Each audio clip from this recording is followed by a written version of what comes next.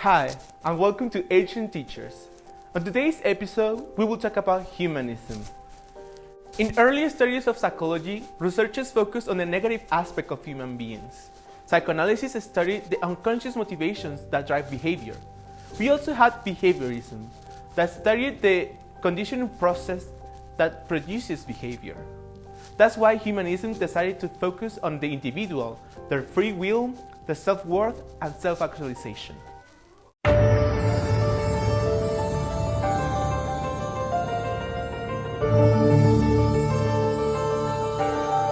But what is self-actualization? For that, Abraham Maslow made some interesting statements.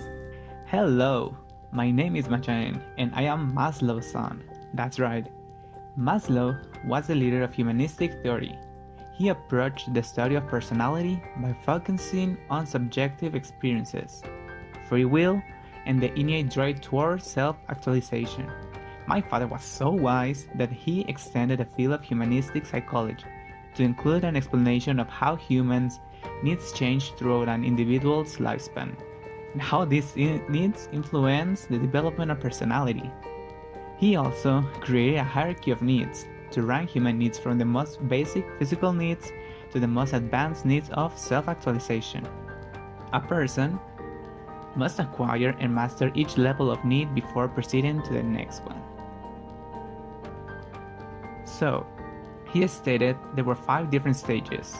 So wise, the first one is the physiological level. Here, it includes breathing, pooping, sex, and sleep, like basic stuff. The second stage is called safety. That includes the security of family, health, and morality. Third level, love and belonging. That is friendship, family, and of course, sexual intimacy. That's right. The second to last, the fourth level, esteem. Here we have self-esteem to be found, confidence, and respect for others and ourselves. And the last level, the fifth stage, self-actualization, which is when a person fully gets to know herself, themselves, himself, or whatever they identify as. Is the realization of one's full potential that includes creative expression, pursuit of knowledge, and desire to give to society.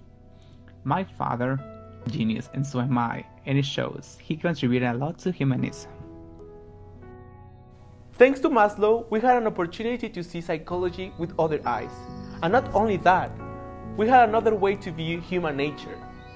Hi, it is I, the nature expert. I'm about to drop some knowledge on humans and nature. It all begins with this fashionable yet very white man, Erasmus. This man believed that humans were good at their very core, that children were balls of light that need to be protected at every cost, and also that humans had the sensibility of seeing beauty in everywhere in the world. But what about education? So, Erasmus believed that children should be treated kindly and that education must not be rushed or pushed beyond the stage the children is at. So, stop trying to make children learn something when they are not ready. They are going to learn it when the time comes naturally. Many years later, we had a pair of white men, Rousseau and Pestalozzi. They were the men, the legends, who made emphasis on the good nature of humans, learning through the senses, but more importantly, that education is a gradual process and that the development of human nature and everything else will come gradually. But most importantly, they emphasized that education was a process in which the development of human character follows the flow of nature. So fast forward another 200 years and we have an icon, a legend, Carl Rogers. So basically, Rogers believed that humans were inherently good, but also that their nature allowed them to have this trust in that other people would change or improve themselves only if the conditions were favorable to them. So there's that.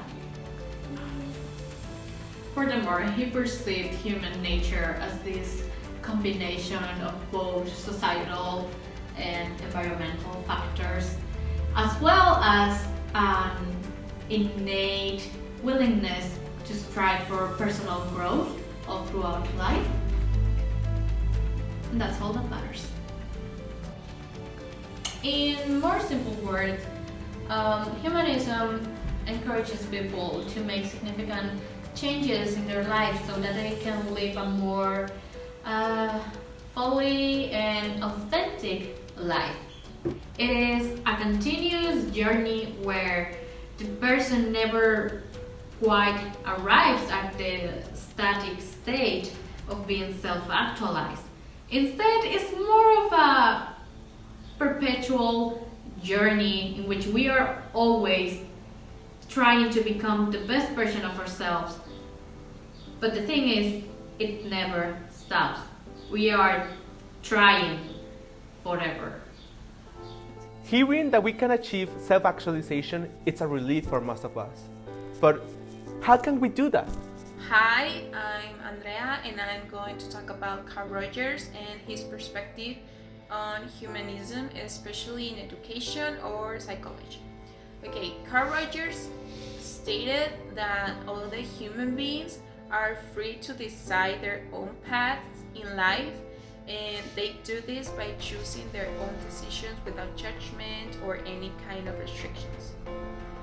He stated the first aspect in humanism, which is unconditional positive reward, and this is offered in a social situation when the individual, in this case the student, is supported and not judged regardless of what the individual does or says. This is applied also in client-centered therapy, and in this, the therapist must offer the client unconditional positive reward. And Carl Rogers stated that people who experience unconditional positive reward, especially from their parents while they were growing up, are more likely to self-actualize. But what's self-actualization? Well, self-actualization believes that humans are primarily driven by the motivation to self-actualize, which is to improve themselves or achieve their full potential. However, people are constrained by their environment, so they will only be able to self-actualize if their environment supports them. Otherwise, if their environment doesn't support them or it's kind of rough for them, they are not going to be able to get to their full potential or to have a better self-growth. And then we get to the last part, which is congruence. And basically congruence refers that people have a concept or their ideal self, and they want to feel and act in a way that they consist with that image, with this ideal.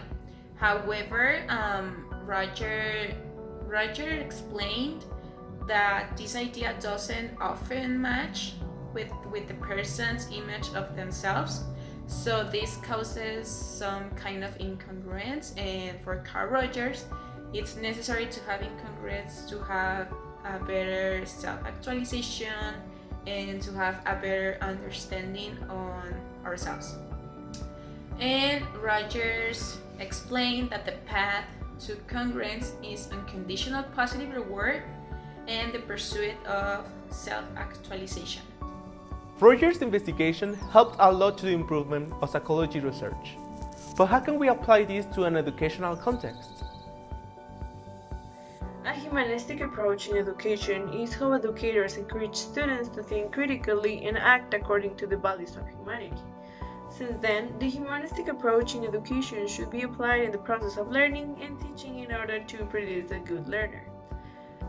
Rogers focused on the growth potential of the healthy individuals and greatly contributed to our understanding of the self and personality.